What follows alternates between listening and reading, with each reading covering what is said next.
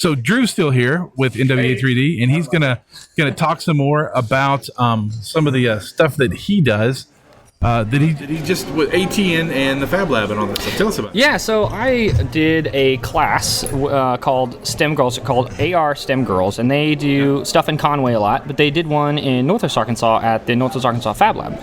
And it's focused on middle school aged girls, and what we did is want to introduce them to STEM careers and technology and different things that you can do with creativity and problem solving like mixed together. So there are 3 different stations, if you will, that the girls went throughout the day, and there was a 3D printing one, a laser cutting one, and an Arduino one.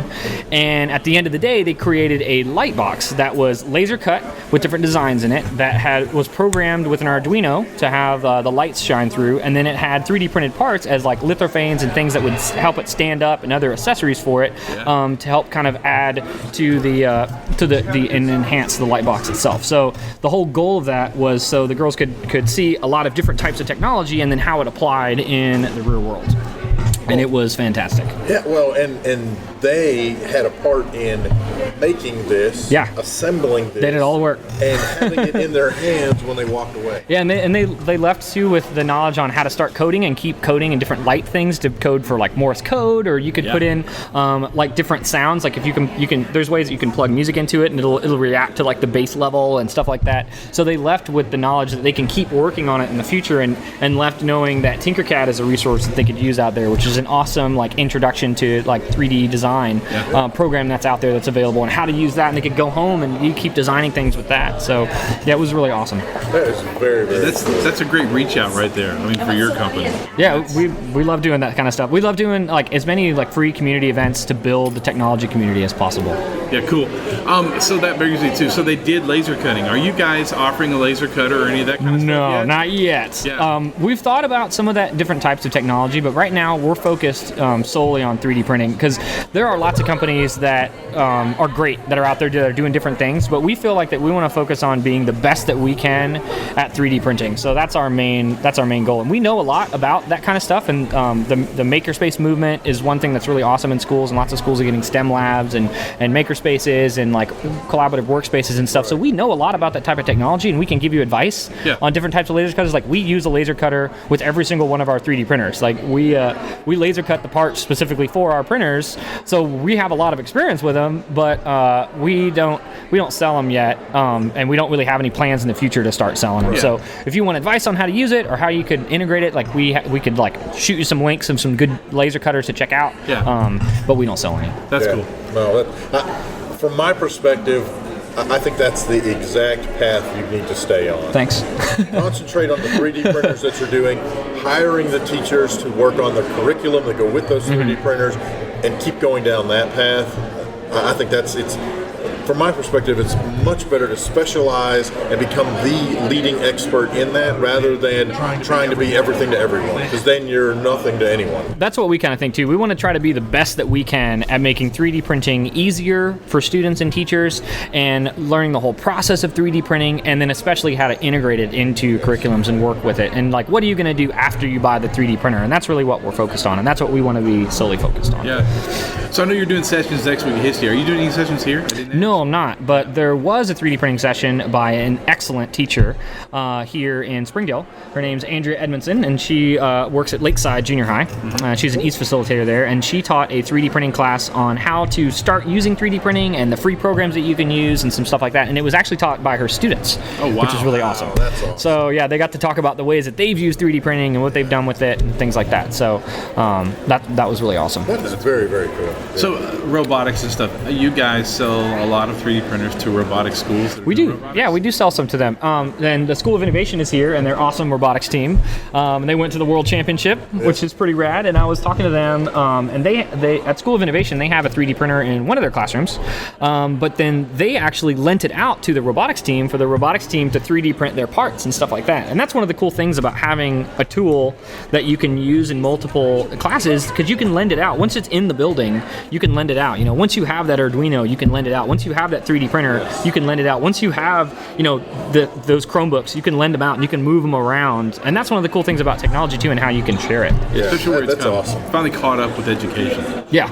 With like, we need to move this, we need this portable. Well, like you guys, I've seen a video at the East Convention where you dropped one of your 3D printers off a 16-foot ladder. You realigned threw it off the and ladder. It worked great. Yeah, it's actually one of our main workhorse printers at the shop. We print on it all the time. It's like our main printer that we print on. So we dropped it off of a ladder. We actually dropped it 3 times.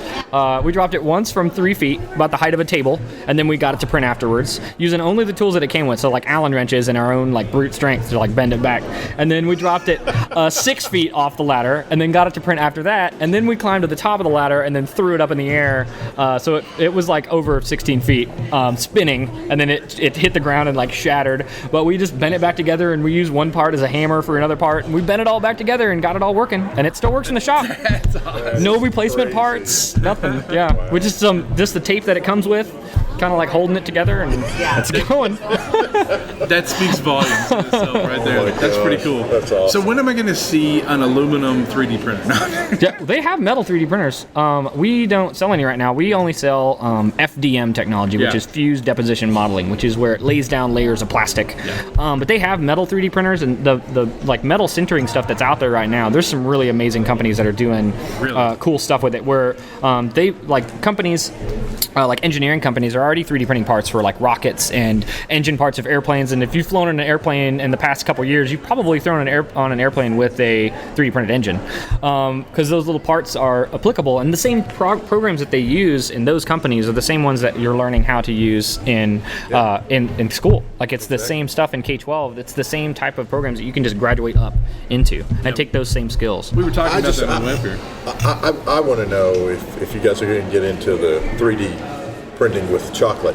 So I love chocolate, and I want to print with chocolate for sure. There's actually an amazing local maker, and he works a lot with the Fab Lab. His name's Eugene Sargent, and he actually made his own chocolate 3D printer that prints 2 things at once out of chocolate. And a lot of 3D printers, they have like a heated build plate to help the prints from like warping up, especially like larger prints. And if you're not printing with PLA, it's usually recommended that you have that heated build plate. He has a cooled build plate to like cool the chocolate as it's being layered out. Yeah, it's awesome. And they're like giant syringes that like push the melted chocolate out. That's awesome. That's really cool. Yeah. And it's local here in Spring. Yeah, he's local. Yeah. That's awesome. Yeah, he does a lot of really awesome stuff around here. That's really cool. Very cool. I saw not long ago, I saw a giant robotic 3D printer building a house out of concrete. Yes, it's Layering crazy. it like it was, and building the walls and doing the whole thing. I was just blown The away. type of technology you can do with like construction. I know that NASA's researching a lot of stuff for and SpaceX as well, to be able to like travel like outside of Earth and go to the moon or to Mars and actually send robots that will just go and 3D print all the buildings and houses that the when you get astronauts there, need. it's done. Yeah, exactly. And you show up and you have it. Like it's already built for you. That's ingenious. Like it's That's really cool. yeah. We are living in the future. And the bioprinting too, there's some amazing technologies that's working with 3D printing, like cell research and things like that, where they can actually, they're working on being able to take your own blood and then taking the stem cells out of your blood and then being able to make like a biosoluble frame where you can get organs, like your own organs can be grown, which would get rid of like the wait list for organs. Like where it's going to be in 10 years, like and where the kids that are using it now in school, where they're going to be. It's wild to think and the cool about. part about that, what we were talking about on the way up here, is that we're coming to the point where the line workers in a factory are actually going to be highly trained. Oh yeah. They're the ones that are going to go, well, we need this part, and they're going to design that part quickly. Now, thanks to AI and machine learning, some of that's going to be taken care of for them. It's going to be, well, you need this much combustion, that chamber needs to be this large, and it's going to do those calculations. So, the blue-collar worker is still going to be a highly skilled worker. Absolutely, yeah. Make better living, but going to have a little more technical expertise in there.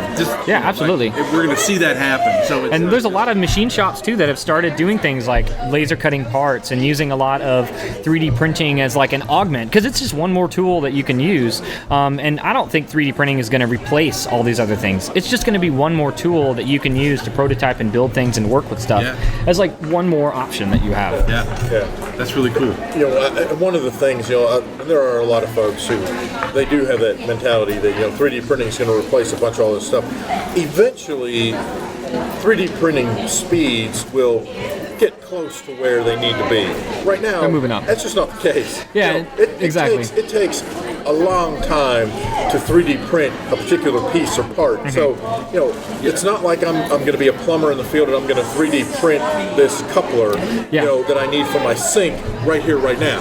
Now, eventually, it'll probably get close. Yeah, it might get close. You can go out to your van and hit print, and it'll be done in 20 minutes or something. Yeah, but still, even 20 minutes with water flowing all over the place. Right. Might still be a little bit. When I could have just run to the hardware store, or had it already with me, ideally. Yeah, exactly. That's the beautiful part is that we're going to get to the point where designs are going to be at the hardware store, and they're going to go, listen, we're running low on this coupler. Yeah. So turn the printers on the back and let's print up 17 of them and put them back in the inventory. So kneecaps if you need kneecap replacement surgery, all of those are 3D printed now at hospitals, and they have just all the different types that you need, and then they're all set and they're all ready to go. So when you need that part, then the hospital can just order more to get more printed, and then they just get sent to the hospital so you're ready to go. So there's those weird things like hearing aids. Weird. Most hearing aids are 3D printed now too. So there's a lot of technology that we're using that you see 3D printing around that you don't even realize is 3D printed. I saw a gold 3D printed incisor tooth, ceramic teeth. Oh yeah.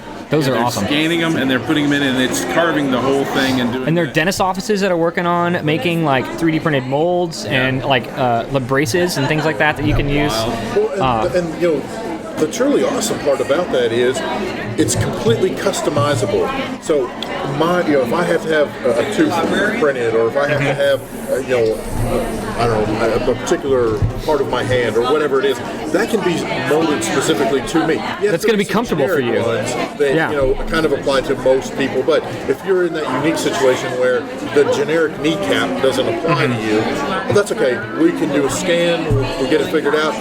Printer, the computer does the calculations, probably with a person monitoring it. Then here you go. We're going to print this out. And, come back in a couple of days. We'll have your knee ready for you, and boom, there you go. And it's perfect. Custom for you. Exactly, and it's for you. And that's one of the things with prosthetics is an example of that. With I see stuff for pets a lot too, which is awesome things from a macaw that had a beak that was perfectly made, that was designed, and the eagle. I saw the eagle too. And there's a turtle that they 3D printed the shell for the turtle.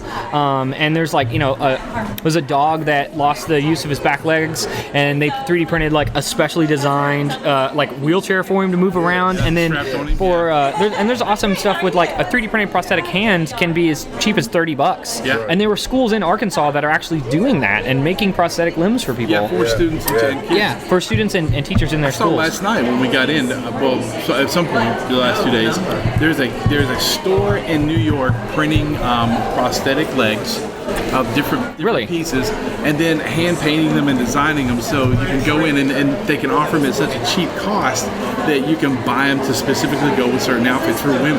That's awesome. And it's raw prosthetic devices, and then hand painting designs on them, and to can you fit match everything. this fabric? Yeah, we can match that fabric. That's why. And they're printing them right there in the store. What a great way to take it to the next level. Yeah, exactly. Entrepreneurially, So and 3D printed fashion and things like that. That's something too. Even at the University of Arkansas with their apparel marketing and development, they're working on a lot of 3D printing research and 3D printing garments and jewelry and the viability of it and how it's going to go forward. And nobody really knows exactly how it's going to be and what. When do you cross a point of when you can tell it's 3D printed and when it isn't 3D printed? Because we're kind of there now with some things. Was this molded out of a mold, or was this 3D printed? I know a guy. A lot of us use now these little small tuners, even on my upright bass. So I'm playing a symphony gig. I've got a tuner hooked to my bridge, so stay in tune. And it doesn't fit well. So a cat in Shreveport, a bass player in Shreveport, took the guts out of it, redesigned his own to fit perfectly on top of it. That's perfect. And printed it in 3D and put the guts back inside. And built it. And the company, I went, that's great.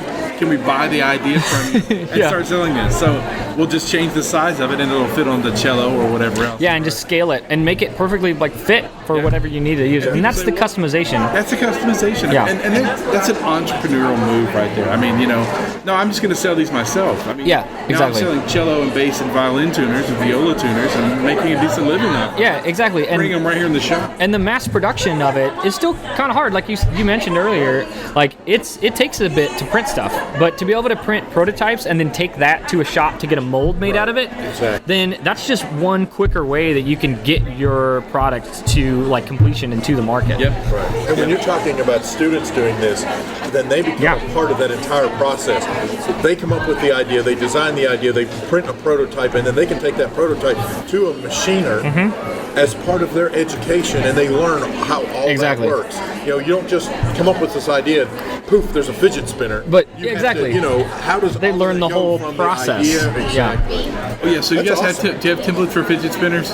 We should. That's definitely. We need to make some fidget spinner lesson plans. I think is what we need to do. That's been really awesome to see that kind of rise up, because that's the first really like entrepreneurial 3D printed thing that like now lots of people are making, and there are so many schools and individuals that are out there like making fidget spinners and selling them and raising money. Like we know people who are doing it as businesses that are making it and making like games with them and 3D designing their own like awesome intricate spinners, and then there are schools that are making them themselves and selling them to raise money and using them to beef up their like robotics programs or to beef up their science department or something where they can make these. And I'm sure some of the teachers are like, all right, we've had enough of this fundraiser. This fundraiser run its course. I've seen a lot of teachers do that. It's like, all right. But for some schools, though, it works great. So it's like, what's going to work like in your classroom and things like that. And the fidget spinner phenomenon has been really fun to watch, to see of just like how that just shot up. Isn't that amazing? It's to me, I'm old enough. To me, it totally brings back memories of things of like the pet rock. Yeah. I mean, really. Or pogs. Here's this pogs. Slapping. Dumb little things that everybody, for whatever reason, grabs onto. Yeah. Hacky sacks. Yes, hacky sacks are everywhere. At the point you can buy one at a convenience store. And it's fidget spinners now are getting to that way. You can go to like cell phone repair shops and you can buy them. I've seen them in convenience stores. They're right there. They are. A Slim Jim and a fidget spinner. My mother-in-law works at a pharmacy in the town where I live, and that's what they have, boxes of the fidget spinners, and they can't keep them in stock. and we're just a town of like 3,800 people. I'm like, I still don't have one. And I don't know. But I need the green one. But I have to have the green one. Yeah. Does it light up? Some of them do. I don't get the whole thing. I've got a fidget spinner. It's called a pin. Anyway. Cool. Hey, it looks like the crowd's mulling up around again. Yeah, maybe I should run over there. I don't want to let you miss any folks come by. Hey, Drew, thanks for coming by. Hey, yeah, good talking to you guys. Pleasure as always.